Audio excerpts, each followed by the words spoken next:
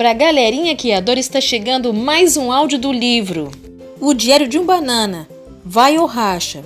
Mas antes, se inscreva aqui no canal se você gostou. Deixe seu joinha que nos ajuda a crescer cada vez mais. E é muito importante para o nosso canal. Também ative o sininho das notificações, para que você fique sempre atualizado com os vídeos que estão chegando. Lembrando que esse é o 11º da coleção. Agora sim, vamos à leitura. Dia da semana, quinta-feira. A mamãe só voltou a estudar faz alguns dias, mas já virou outra pessoa. Quando chega em casa à noite está sempre de bom humor, inclusive nem fica brava se eu ainda não tiver terminado as minhas tarefas. A mamãe diz que está feliz porque está sendo desafiada e que a gente também deveria tentar aprender coisas novas. Mas tem uma teoria sobre isso. Acho que o cérebro tem uma quantidade limitada de armazenamento e que quando a gente faz 8 anos, o espaço já está todo ocupado. Então, se a gente quiser aprender alguma coisa nova depois disso, precisa abrir espaço na mente, esquecendo de alguma outra. A maneira de calcular: Júpiter é maior que... A China é o país? Um elétron é uma partícula? Acho que é por isso que a escola vai ficando mais difícil a cada ano. Sempre que chega alguma informação nova, o cérebro automaticamente elimina alguma outra para abrir espaço. Por exemplo, desde que aprendi a respeito da fotossíntese na aula de ciências, não consigo mais lembrar como fazer contas de dividir. Questão 1. Quanto é 367 dividido por 12? Lembre-se de mostrar seu raciocínio. Não faço ideia. Eu só queria poder escolher o que o cérebro apaga. Esqueci completamente os códigos para pular fases do game Twisted Wizard, mas ainda tenho uma lembrança bem clara do dia em que dei um susto no papai, quando ele saiu do chuveiro. E pode acreditar, eu até pagaria uma boa grana para apagar essa imagem das minhas memórias. A mamãe diz que o Roderick e eu precisamos começar a pensar no que queremos ser quando adultos e planejar o futuro desde agora. Segundo ela, na nossa idade as pessoas precisam experimentar o máximo de coisas possível para mais tarde saber exatamente no que vão querer se concentrar. Eu já sei qual carreira quero seguir. Pretendo ser um testador de games quando crescer. Do meu ponto de vista, estou treinando para esse emprego desde que segurei um controle pela primeira vez, já faz algum tempo.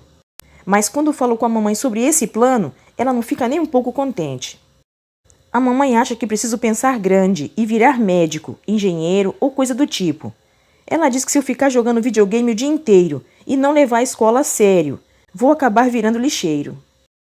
O único médico que eu conheço é o nosso pediatra, o Dr. Higgs, e não consigo me imaginar passando o resto da vida limpando o nariz de um bando de crianças catarrentas. Além disso, ser lixeiro parece um ótimo negócio para mim. Os caras que recolhem o nosso lixo podem passar o dia todo na rua, ouvindo música no volume bem alto. Então, se eu não der certo como testador de games, ser lixeiro parece uma ótima segunda opção. Quando era pequeno, a mamãe sempre dizia que eu podia ser o que quisesse quando crescesse. Só mais tarde me dei conta de que ela estava falando de trabalho. Pensei que eu pudesse ser literalmente qualquer coisa. A mamãe sempre diz que temos muitas pessoas inteligentes na família e que uma tia tataravó ajudou a descobrir a cura para uma doença muito tempo atrás. Mas pode acreditar, tem também um monte de gente muito burra na família.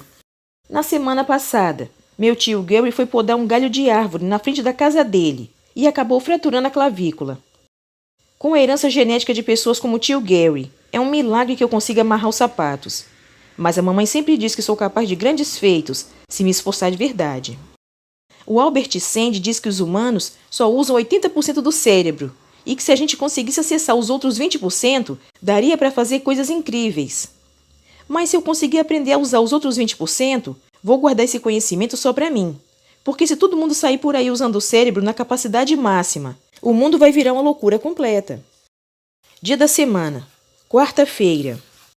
A mamãe está tentando empolgar o Roderick com a ideia de fazer faculdade e diz que já está na hora de começar a pensar seriamente nisso.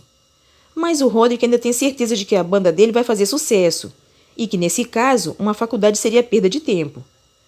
Acho que a mamãe está ficando preocupada porque obrigou o Roderick a pesquisar faculdades meia hora por dia, em vez de fazer suas tarefas de casa. O Roderick pediu informações para meia dúzia de escolas esta semana e a mamãe ficou toda empolgada quando os panfletos começaram a chegar. Mas a maioria das instituições eram para cachorros. Ou o Roderick nem percebeu, ou ele acha que essas são as únicas escolas em que arranjaria uma vaga. Universidade do Osso, Faculdade dos Latidos, Academia. Como a mamãe não conseguiu despertar o interesse do Roderick nos estudos, ela voltou suas atenções para mim. Na segunda, a mamãe me levou com ela à faculdade para eu conhecer o campus. E devo admitir que parecia um lugar bem legal. Ela me disse que na faculdade a gente pode estudar o que quiser e que basta ter uma mente curiosa para se dar bem. A mamãe me falou para explorar os arredores, enquanto ela assistia a sua aula, para ver como é a vida de universitário. Eu dei uma volta pelo campus durante um tempo, mas senti que aquele não era o meu lugar. No fim, resolvi ir para a biblioteca e ficar esperando por lá até que a aula da mamãe terminasse. Comecei a fazer minha lição de casa, mas dava para ver que os universitários estranharam a presença de um moleque na biblioteca da faculdade. Foi quando me lembrei de ter ouvido falar de uma menina da minha idade, que era tão inteligente que já estava estudando medicina.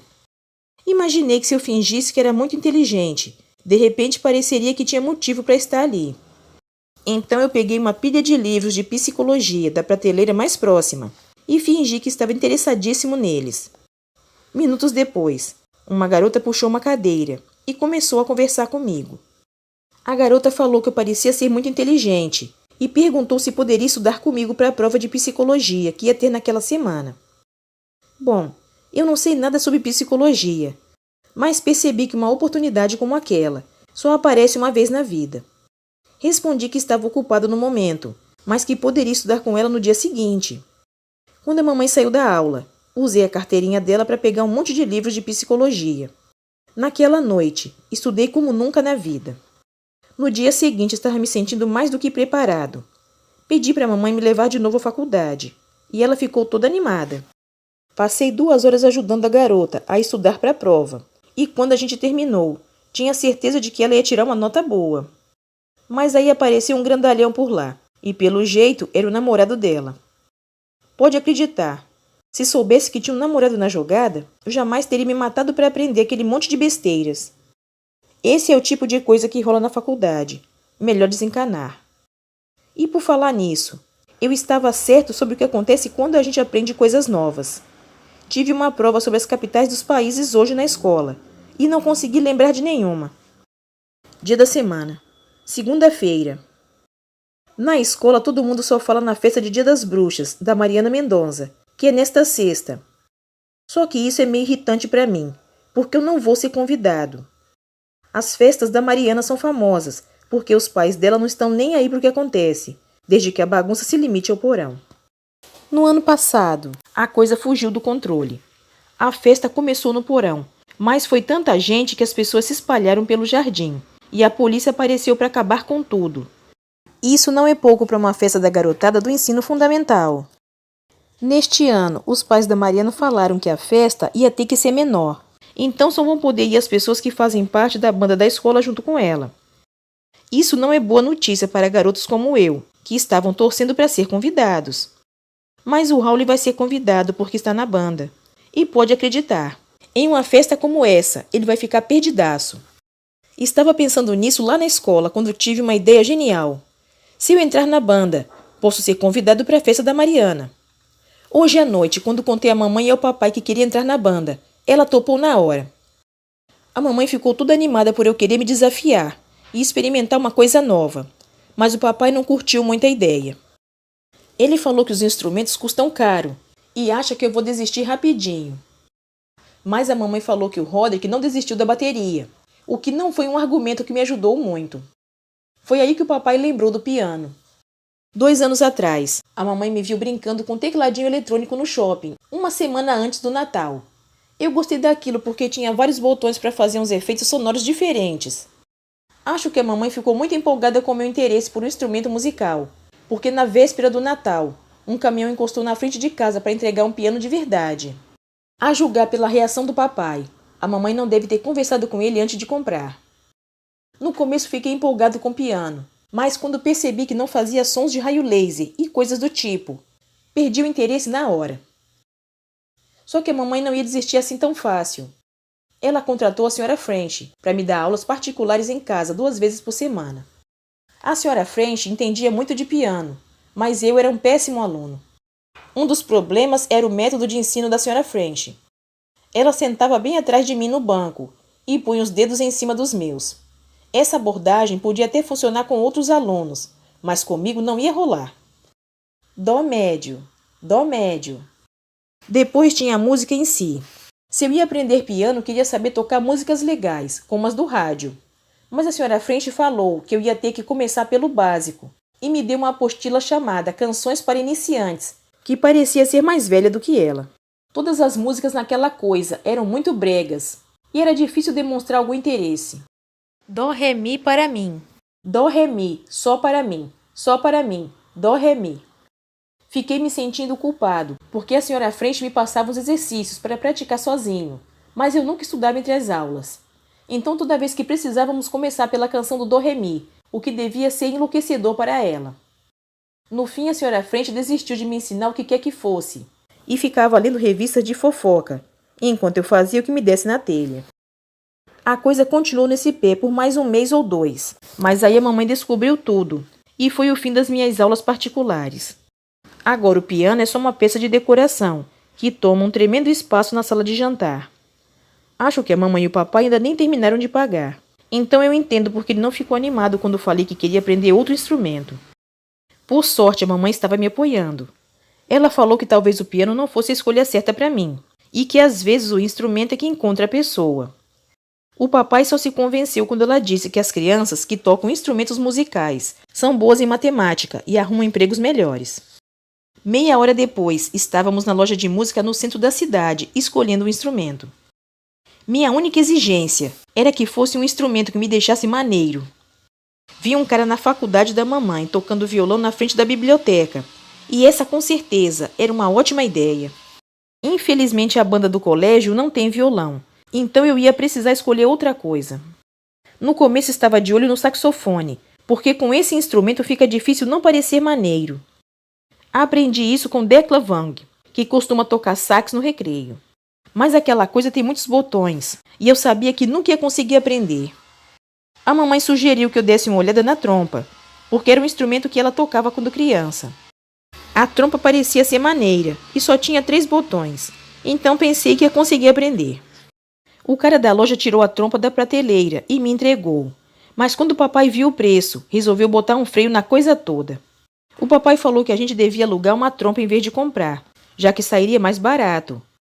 Só que todos os instrumentos para alugar eram usados. O garoto lá da escola que tocava a trompa no ano passado era o Joshua Barla, e eu correria o risco de alugar um instrumento que já foi dele. O papai e a mamãe começaram a discutir na frente de todo mundo, e foi meio constrangedor. O papai disse que estávamos gastando muito dinheiro numa coisa que eu desistiria em 2 semanas. A mamãe disse que ele deveria ter mais fé em mim. No fim, o papai cedeu. Mas antes de tirar o cartão de crédito do bolso, ele me fez prometer que ia praticar todas as noites. É bom que essa coisa seja mais fácil do que parece, pois até agora cheira trabalho demais, só por causa de uma festa de Dia das Bruxas. Continua no próximo vídeo o Diário de um Banana, vai ou racha? Então fique ligadinho. Fique com Deus até o próximo vídeo.